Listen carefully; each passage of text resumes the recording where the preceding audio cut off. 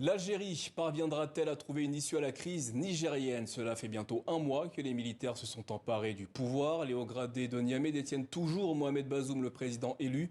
Face à une éventuelle intervention militaire de la CEDEAO, l'Algérie a envoyé son ministre des Affaires étrangères en tournée au Nigeria, au Bénin et au Ghana afin de favoriser une issue à la crise. Pour en parler, nous sommes ce soir avec Slimane Zeguidour, éditorialiste à TV5 Monde. Bonsoir Slimane. Bonsoir.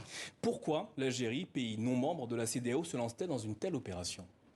Il suffit de regarder une carte. L'Algérie partage avec le Niger 1000 km de frontières.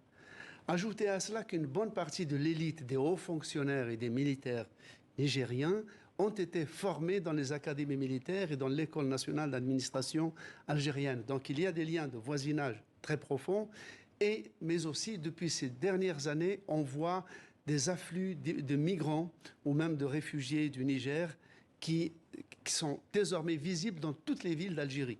J'ai été la semaine dernière, j'ai pris quelques photos sur le littoral algérien. Cette crise provoque déjà un afflux supplémentaire de migrants sur l'Algérie. Du coup, l'Algérie considère que ce qui se passe au Niger relève de sa sécurité nationale et le président Tebboune avait déclaré qu'il n'y aurait pas de solution de l'affaire du Niger sans l'Algérie. Alors concrètement, qu'est-ce que l'Algérie peut-elle faire pour favoriser une issue à la crise nigérienne? Alors la position de l'Algérie est un peu paradoxale parce qu'elle dénonce le coup d'État, mais aussi elle refuse toute intervention militaire destinée à remettre au pouvoir le chef de l'État renversé. Donc qu'est-ce qui reste? Il reste la diplomatie.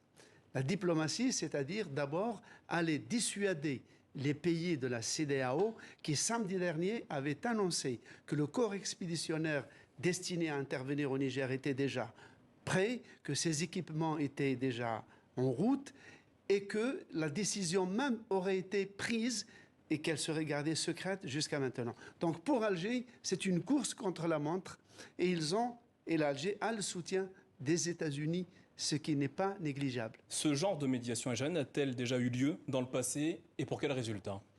Alors, les diplomates algériens aiment rappeler qu'ils ont effectivement quelques succès à leur actif. Par exemple, on peut remonter jusqu'en 1975, où il y a eu un différend entre l'Iran et l'Irak, et les Algériens avaient réussi à trouver une issue favorable. En 1979, lorsque les otages américains avaient été retenus en Iran pendant plusieurs jours, ce sont encore une fois les Algériens qui sont intervenus pour faire libérer les Américains.